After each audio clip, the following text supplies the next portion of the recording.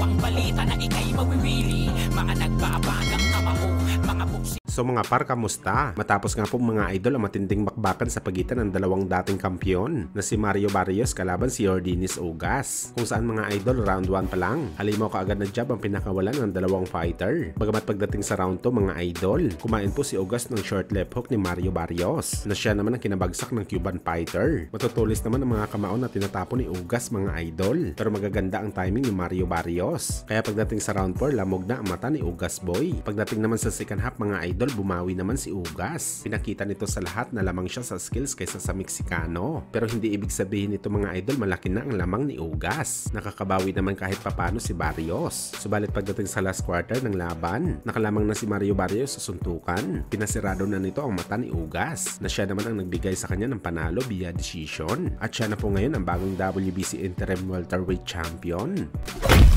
Samantala sa report nga po na nilabas ni Mike Caffinger, ang isa sa mga legit na boxing insider at reporter. Nagatid po ito mga idol ng isang napakagandang balita para sa ating mga Pinoy boxing fans. Ayon kay Caffinger mga idol, officially sign na po ang kontrata ng dalawang heavyweight champion sa pagitan ng WBC champion Tyson Fury at Unified IBF, WBA at WBO champion Alexander Usyk. Wala pa mga idol araw kung kailan gaganapin ang laban dahil nga may laban pa si Tyson Fury kontra kay Francis Ngannou. Pero ang sigurado mga idol, nagkasundo na ang dalawang kampo. Malamang mga idol, naburyo na itong si Usyk sa mga pagpaparinig at pagmumura ni Tyson Fury na dapat tanggapin na nito ang maliit na cut sa first money dahil hindi naman daw ito superstar sa kanilang dibisyon. Kaya sa ngayon mga idol, wala na masasabi si Fury dahil pumayag na si Usyk sa kanyang demand. Dito na rin siguro mga idol, nagtatapos ang mainit na patotsada ng British heavyweight champion.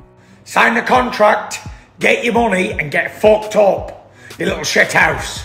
You must have saw the size of me and shit yourself, you little gappy tooth, ugly bastard. Sign the contract.